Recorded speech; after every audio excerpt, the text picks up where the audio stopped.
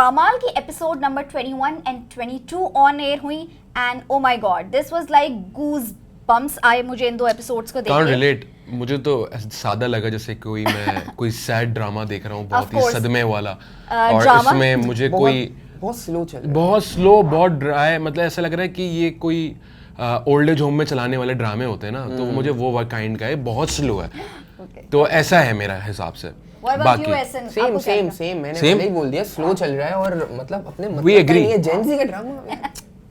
अच्छा खैर, तो मैं आपको बताऊंगी मुझे ड्रामा अच्छा लगा। हाँ, आई एग्री विद यू कि ड्रामा की पेस थोड़ी स्लो हो गई है, थोड़ी नहीं बहुत स्लो है, लेकिन ड्रामा जो है ना देखिए राइटिंग का भी सवाल है कि राइटिंग ड्रामे की ना बहुत सीरियस किस्म की है, it's not your regular drama. In episodes में क्या हुआ 21 एंड 22 में कि बहुत सीरियस चीज़ रही, क्योंकि रज़ा वाज उसकी हमें एक जो है ना डेथ की जर्नी दिखाई है। Oh my god that was like giving me goosebumps कि एक आदमी मर रहा है और उसके जो डायलॉग्स थे। मैं एक स्पेसिफिक सीन के बारे में बात करूंगी जहां रज़ा अपनी सास से के कदमों में बैठा होता है and the kind of conversation, practical serious conversation, मतलब एक बहुत डीप टॉक हो रही होती है एंड वेरी इमोशनल। बंदा मर रहा है, एक आदमी बस जिंदा नहीं रहेगा, वो मरने वाला है। और यूजुअली हम क्या करते हैं, हम लोगों को होप दिलाते हैं ना, हमेशा किसी के कोई अगर बीमार हो या मरने वाला हो तो हम उसको होप दिलाते हैं, लेकिन वहाँ इतनी प्रैक्टिकल कॉन्वर्सेशन हो रही है कि माँ कह रही है कि बेटा अब आगे की जो ज़िंदगी होगी उसके लिए तौबा करो, उसके लिए चीज़ें करो। वो घबरा रहा है कि आगे क्या जर्नी है।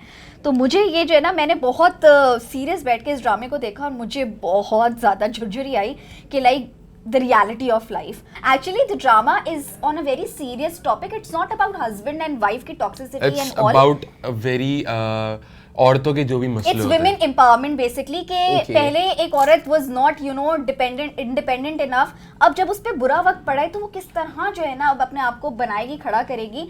तो कहानी सारी ये है। अच्छा हुआ ये कि फाइनली रज़ा ने बोल दिया, जो मुझे बहुत अच्छा डायलॉग लगा, कि मैं तो उस दिन को रोता हूँ जब मैं ठीक था और मैंने तुम्हें इंडिपेंडेंट नहीं बनाया।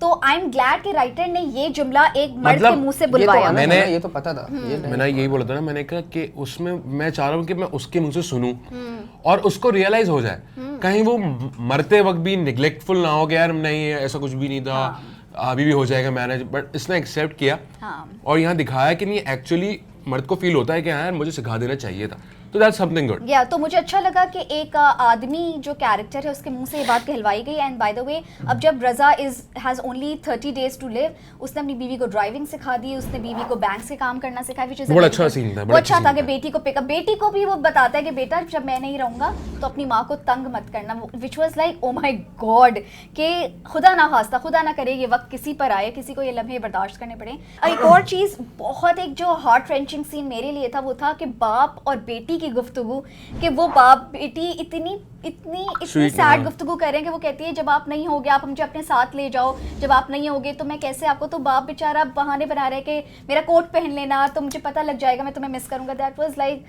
beautiful and very emotional for me. These 2 episodes were highly emotional. By the way, in 2 episodes में मैं ताली दूंगी, मैं कहूँगी कि उस्मान मुख्तार और सबा कमर की ब्यूटीफुल एक्टिंग। उस्मान मुख्तार का जो डिक्लाइन दिखाया है कि उनका पेट बढ़ गया है, वो अब डेथ की तरफ जा रहे हैं, वो बहुत अच्छा शो हुआ। दूसरा ये कि डेथ सीन में हमेशा क्यूरियस होती हूँ कि डेथ सीन कैसे, जब आपने डेथ को इतना ग्रैंड बना दिया कि आप ये मरने वाला एक एलिमेंट बना दिया आपके तो ड्रामे में, अब वो कैसे शूट होगा डेथ सीन। तो मुझे लगा था वो run of the mill type का शूट होगा, लेकिन आई वाज मेस्मराइज्ड अगेन कि इतना खूबसूरत स्क्रीन पे लिखा था उसकी डेथ का कि वो अपनी बेगम को कहता है कि हम एक लास्ट डेट पर चलते हैं। वो लोग वो कश्ती में होते हैं, पानी में, ब्यूटीफुल सीन, और इतना प्यारा शूट किया डीओपी ने कि वो उसकी लैप पे सर रखता है और रज़ा को दिखाया ही नहीं है, सिर्फ सबा कमर ने जो अपनी प्यारी एक्टिंग से एक्सप्रेशंस दिए ना, वाओ, मैं फैन बन गई सबा कमर की। पहले से फैन नहीं मैं नहीं थी, I will be honest on that कि लेकिन मैं उस एक्सप्रेशंस की वजह से उनकी फ़ैन हो गई हूँ एक्टिंग की कि ब्रावो।